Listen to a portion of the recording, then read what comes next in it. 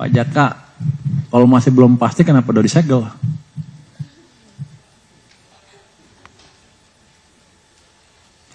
Pak, Lanjutnya. mau tanya yang Tiffany Co Pak. Sekarang mumpung ada Pak Jaka juga, kelanjutannya gimana ya Pak? Terakhir kan Tiffany Co tuh dicek ya kalau nggak salah. Terus Ya, sekarang kelanjutannya gimana? Silakan Pak Jaka. Terima kasih Pak Menteri terkait dengan perkembangan Tiffany Co. Saat ini sedang dilakukan penelitian ataupun audit bersama ya, dilakukan oleh Direktur Audit dan sampai dengan saat ini kita belum menerima hasilnya. Demikian Pak. Jadi kita masih bingung Mbak. Kok nggak jelas? Ya udah nggak apa. Nanti saya masih dilakukan pemeriksaan secara mendalam apakah Tiffany melakukan pelanggaran karena pasti akan diteliti dokumen impornya. Ya. Demikian. Oke, makasih. Pak Jaka kenapa lama kisahnya? Nanti saya cek untuk kepastiannya. Pak Jaka, kalau masih belum pasti kenapa udah disegel?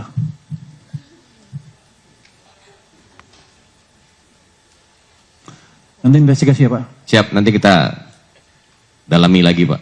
Oke, jadi itu nanti saya investigasi ya Mbak ya. Terima kasih pertanyaannya. Mas. Baik. Ya Pak, terima kasih atas kesempatannya Pak. Saya Wildan dari DDTC News. Ini ada beberapa pertanyaan Pak terkait data gitu Pak. Untuk hingga Mei itu restitusi pajak udah mencapai berapa triliun dan apakah Kemenkyu udah dapat hasil audit restitusi dari BPKP yang udah Bapak minta itu Pak? Lalu, Masih belum dapat hasil dari investigasinya. Nanti saya akan ke BPKP lagi deh. Dia bilang sih, kalau 5 tahun kan lama tuh. 10 tahun ya tarik. Saya akan investigasi lagi. Restitusinya sampai sekarang 170 ya Pak? Sekitar 170 triliun rupiah. Itu mau dibanding tahun lalu ya, tahun lalu berapa? Bulan sama. Nggak sampai 200 lah bulan ini. 170 juga, 180 sampai September. Tahun lalu berapa bulannya? Sampai bulan Mei?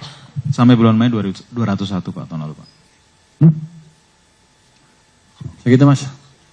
Jadi restitusi tetap dikeluarkan. Cuman kita lihat yang agak mesti diperiksa, kita periksa lagi.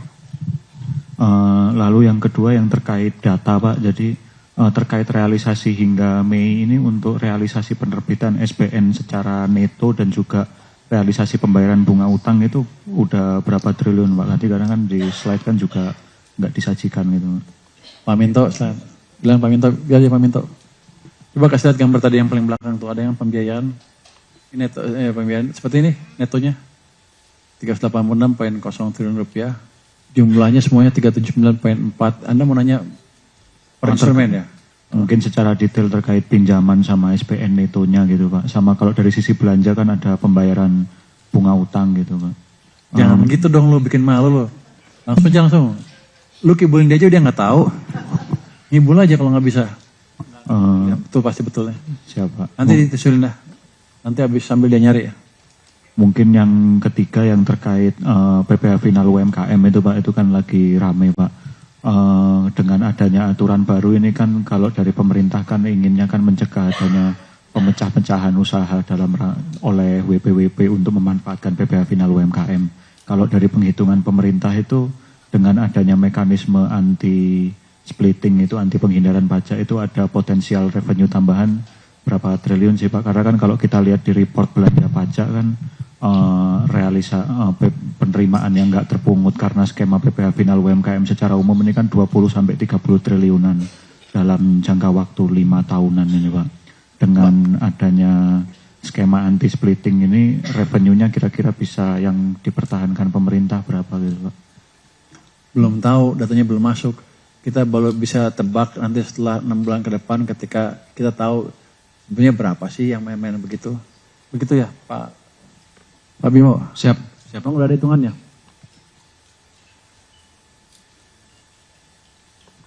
Belum tahu, ini kan kita masih belum di situ, masih gelap kan, justru kita mau tarik keluar, nanti setelah itu kita tahu berapa. Nanti kita ekstrapolasi ke depan seperti apa. Jadi untuk sekarang ya belum bisa ditebak karena itu masih gelap. Justru kita pengen tahu dengan kebijakan itu seberapa yang masuk nanti. Tapi nanti harusnya sih dengan Cortex itu semakin sulit karena semua udah terintegrasi nanti. Ya betul ya Pak Bimo ya? Siap, ya Pak. Terakhir Pak, mungkin terkait kemarin kan dari Kemenkyu baru mengeluarkan aturan baru terkait tukin Ditjen Pajak, pegawai Ditjen Pajak. Nah itu bagaimana revisi aturan itu bisa berhubungan dengan kinerja pegawai dan kinerja organisasi di DJP, dan kalau tukinnya direvisi tetap tumbuh 20,5 atau 25%, Pak. Terima kasih Pak. Kalau direvisi tumbuhnya 30%. Pak Sekjen? Mungkin esensinya kenapa sih Pak kok perlu direvisi? Karena kan juga udah berlaku cukup lama gitu Pak. Pak Sekjen? Ya Pak, izin Pak, bukan tukin, itu nggak ada perubahan, jadi cuman perubahannya gini, cuman force rank-nya aja. Jadi kan dulu harus ada di dalam satu kantor tuh harus ada yang paling jelek sama yang paling baik, pemeringkatnya. Nah sekarang itu enggak, supaya memberikan rasa keadilan dan juga biar teman-teman pajak itu bisa bekerjanya dengan nyaman dan enggak ada pemaksaan. Jadi memang kita kejar tuh kinerja gitu. Jadi itu kira-kira Pak. Jadi bukan perubahan angka tukinnya atau apa, tapi cara range-nya itu aja gitu. Jadi bukan tukinnya. Gue juga bingung, perasaan gue nggak gaji. Formulanya Pak maksudnya Pak, kan dari sisi formula kan ada perubahannya. Enggak ada. Ada perubahan itu pajak. Anda dapat bocoran dari mana? Ya baca dari yang diupload sama Kemenkyu gitu Pak. Kebetulan kan ada sedikit perubahan terkait. Lain kali jangan diupload loh. Enggak ada perubahan. Oke, next sebelah sini. Next sebelah sini ya. Sebelah situ tuh. Yang mana Pak? Belakang. Belakang. Ya, selamat sore Pak Purbaya dan Bapak-Bapak sekalian. Izin Pak, perkenalkan saya Adin dari BTV Berita 1. Izin Pak Purbaya terkait PP nomor 20 tahun 2026 yang merevisi ketentuan PPh final 0,5%. Minggu lalu Bapak sempat menyampaikan aturan ini untuk menutup celah perusahaan yang mengakali ketentuan lama dengan memecah usaha menjadi beberapa perusahaan kecil Pak, agar tetap bisa menikmati tarif 0,5%. Dari Kemenkyu atau Ditjen Pajak sendiri, apakah sudah ada proyeksi Pak berapa tambahan penerimaan negara yang bisa diperoleh dari implementasi aturan baru ini? Pertanyaan bagus sekali, tapi sama dengan dia. Kita belum tahu Mas, masih kita akan hitung lagi seperti apa. Ya. Cewek.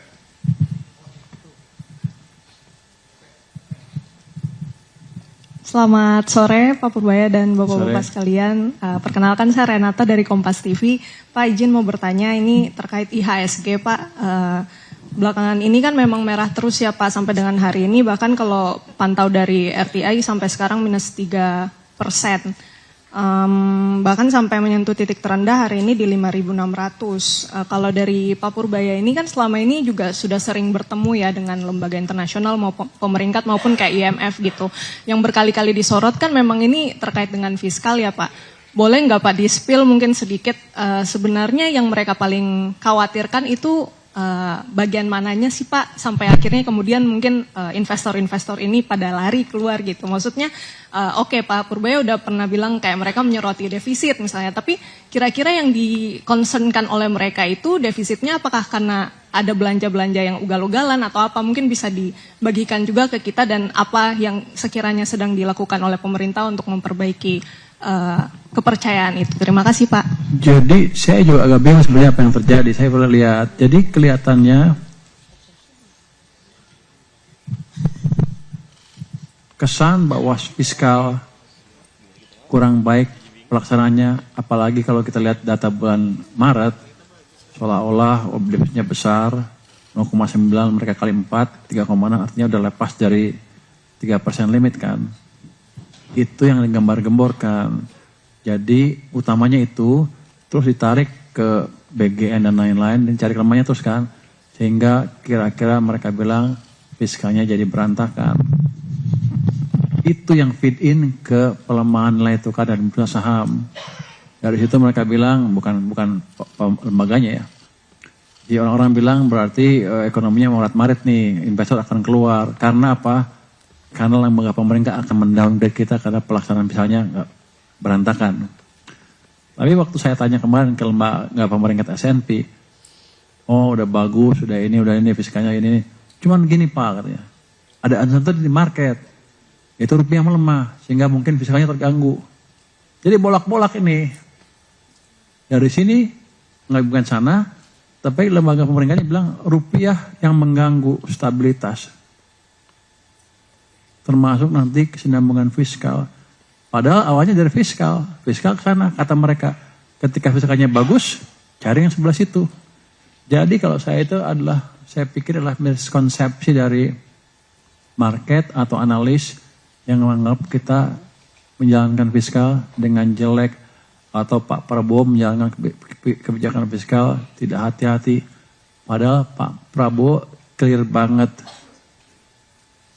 Defisit kita dia atur di bawah 3%. Tahun depan dia maunya 1,8%. Pak Presiden seperti itu, bahkan kita rayu-rayu sedikit lah, jangan lupa nanti kita masih perlu dorongan ke ekonomi. Ya lebih tinggi dari itu boleh sedikit. Jadi komitmen Pak Presiden untuk menjaga fiskal di bawah 3% amat kuat sekali.